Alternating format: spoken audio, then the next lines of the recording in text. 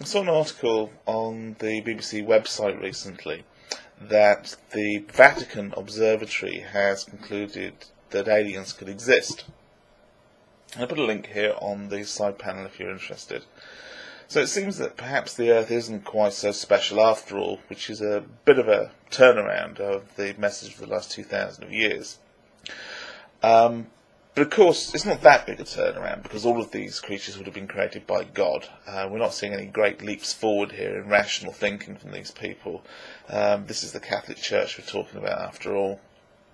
And I have to say that the first somewhat cynical thought that occurred to me was that perhaps this announcement had been driven in part by the expectation in scientific circles that we may well find evidence of life elsewhere in the solar system, or even outside the solar system, in the next 10 or 20 years.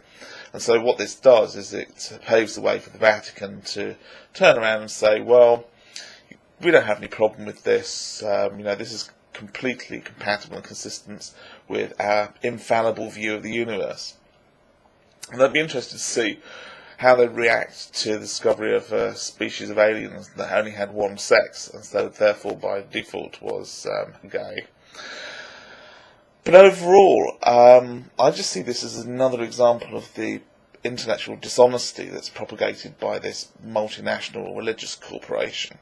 On the face of it, they're paying lip service to science with their astronomers and the like, and so they come across as being potentially quite reasonable people. But at their core, everything they do is still based on this superstitious witchcraft mumbo-jumbo, like miracles and transubstantiation and life after death and all that other bollocks. And all this talk of religion and aliens and what have you made me think of an episode of Frasier where he and Niles were supporting a local politician's campaign to get elected. And it turns out throughout the arc of the story that this politician actually believes in extraterrestrials. And more than just believing in extraterrestrials, he actually believes that he's been abducted by them and taken up to their mothership. So the end result of this, of course, is that his campaign is a complete disaster, and we get quite a bit of comedy value out of that. This guy has shot himself in the foot because of his belief in aliens. And it seemed like a fairly plausible story as well, which probably is why it was so funny. I'd expect any politician who said that they'd been abducted by aliens to have a fairly short-lived career. Or at least they would be fairly short-lived once the comic value of having them run around the chat show circuit and being ridiculed had run out of steam.